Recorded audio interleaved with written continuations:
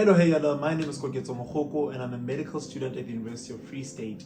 And in today's video, I'm going to give you tips for paper 2 of English home language. Because I did Afrikaans first additional language as well, I do believe that most of these tips do also apply to first additional language. So if you're doing English first additional language, there will be a video on English first additional language, but you can also use this one as a guideline to help you understand and know how to study what you're studying.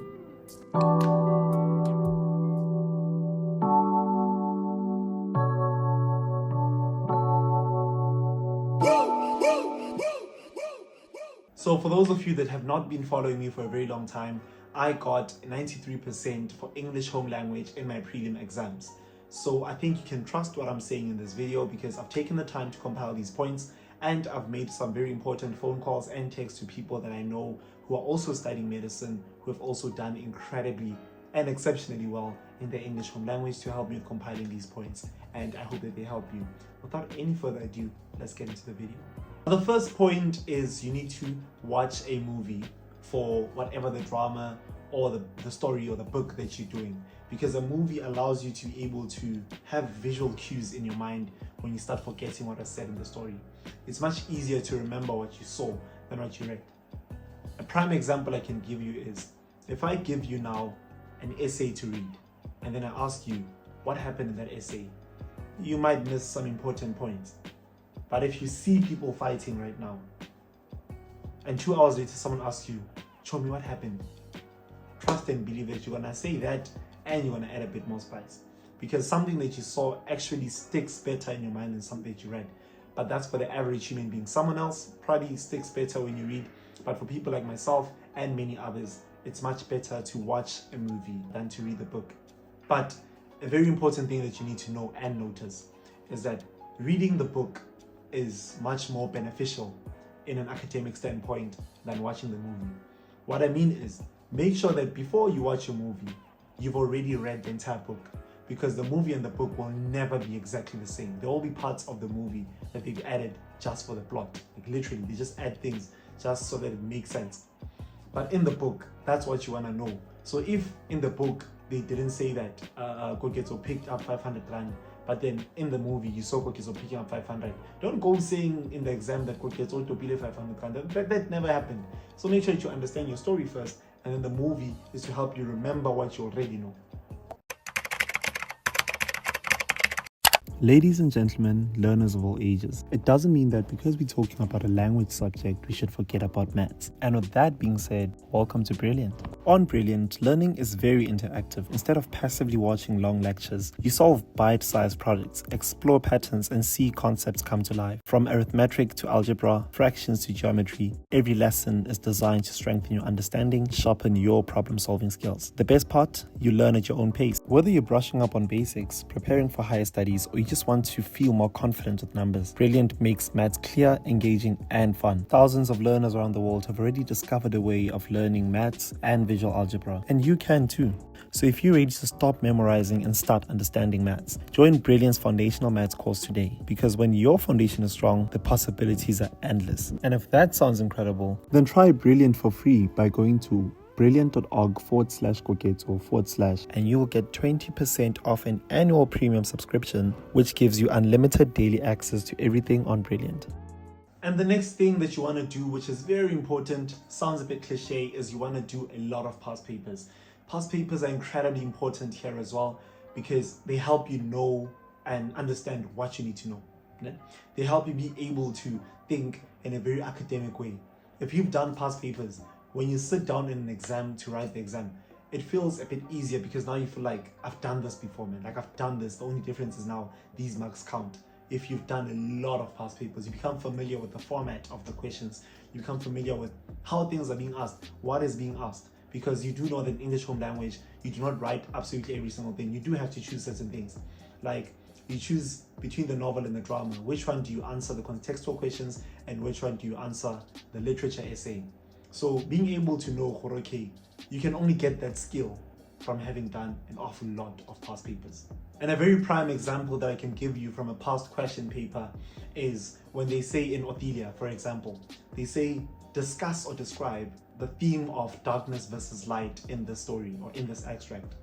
then you know that you should be able to say things like, in this scene, Ophelia did 1, 2, 3, which demonstrated darkness. And in this scene, Ophelia did 4, 5, and 6, which illustrated light. Now, these two show that there is a contrast between darkness and light because 1, 2, 3, 4, 5, 6. And the only way that you could have known this, besides watching this video, is if you actually did the past paper. Imagine you're someone who doesn't do any past paper whatsoever. When you get there, they talk about darkness versus light. Where do you start with this? What do you start thinking about? Think about light bulbs, light, dark. It's tough. So it's very important to do past paper so that you're able to understand how you are expected to be able to think when you get to a test or exam. Now, this is a point that is very important for every subject, but most importantly for English paper too. You need to read the question carefully and answer what is being asked, not what you think is being asked of you. It's very important. It is very important to answer what the examiner is looking for. Use highlighters if you have to. Make sure that you read that question very carefully and you answered what they were asking you, not what you thought they were asking you. Now, the next point that I wrote is quite lengthy. I wrote a very long part, so I'm just going to read it. Please forgive me for not paying attention to you. So with poems, it's quite different, or it's quite difficult rather, and it's rare to find past papers on those different poems. I'll use, for example, with English. Obviously, you did so many poems, like you did a lot of poems, right?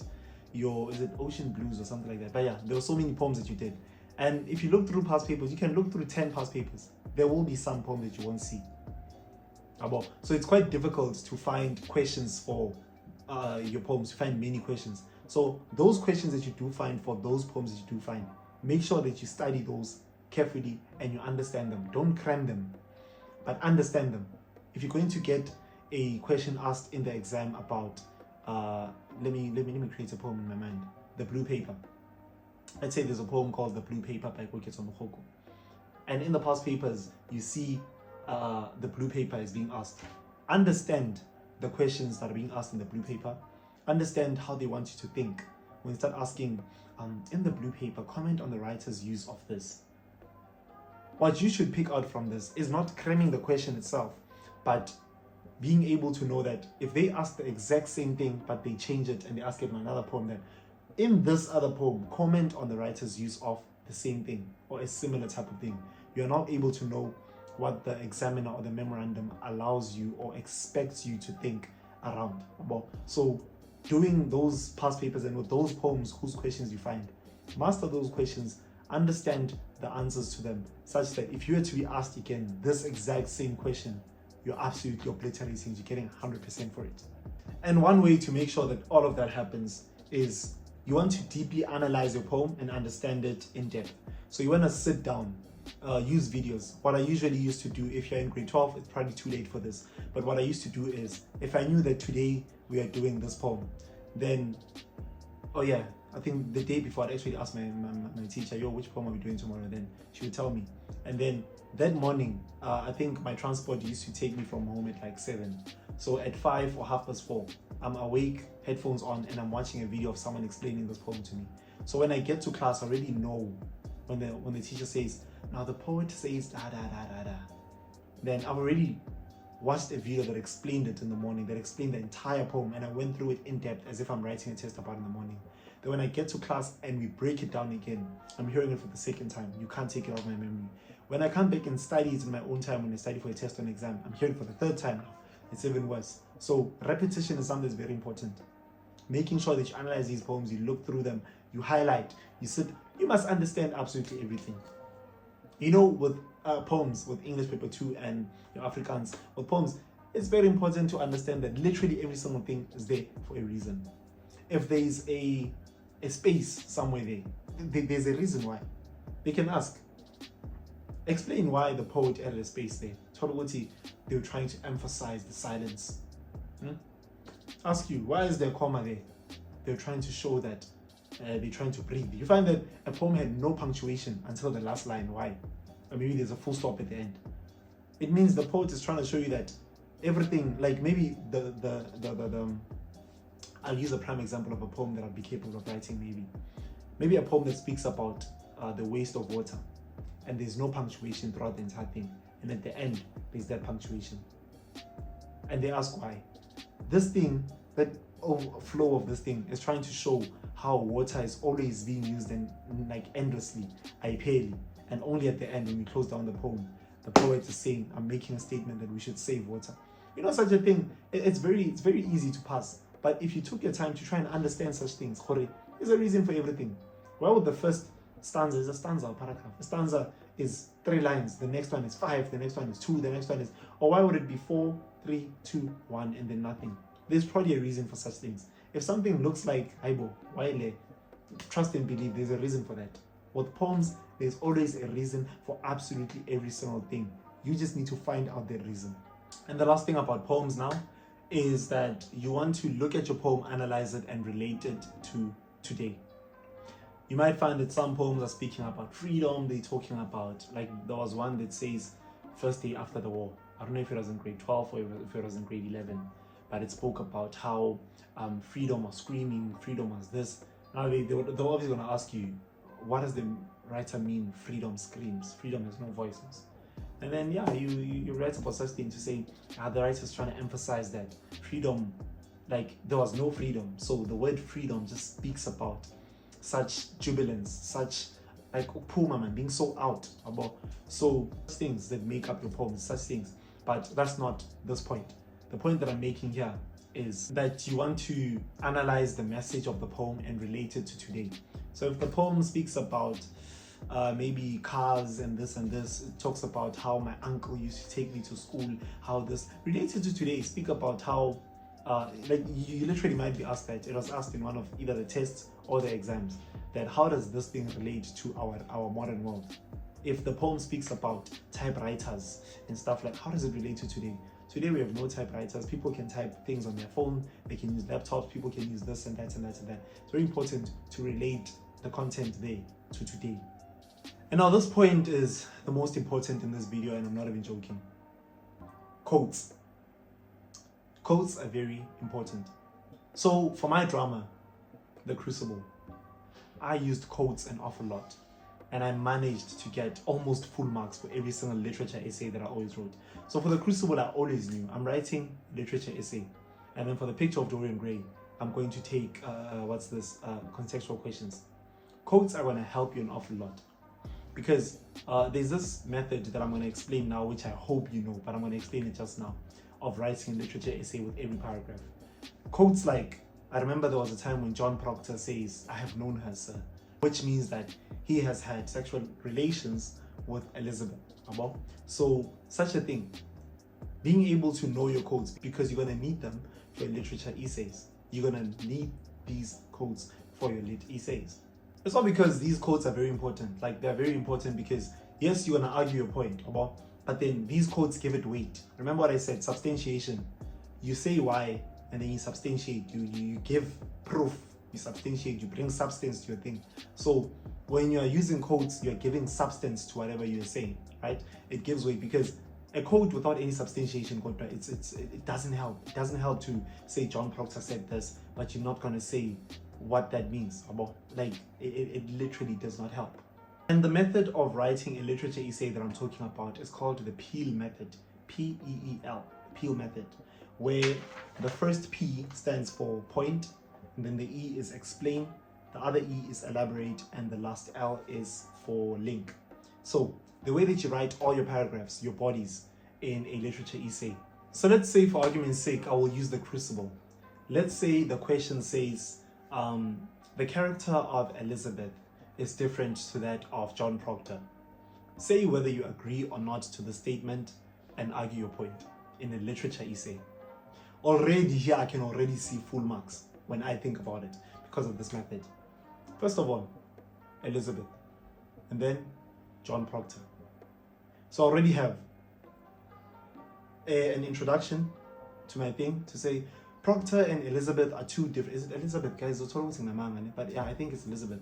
John Proctor and Elizabeth are two completely different people based on their standards of living, their attitude, the way they treat people, and this. Now I'm saying to them, this is what side I pick, because it's a, what is it called? An argumentative essay. I argue which side I'm standing with first. Because I can say that, Proctor and Elizabeth are not different people because they both cheated or something like that. But for me, I would say they're different people because Proctor's standards, values, and priorities are different to Elizabeth's. That's already my introduction.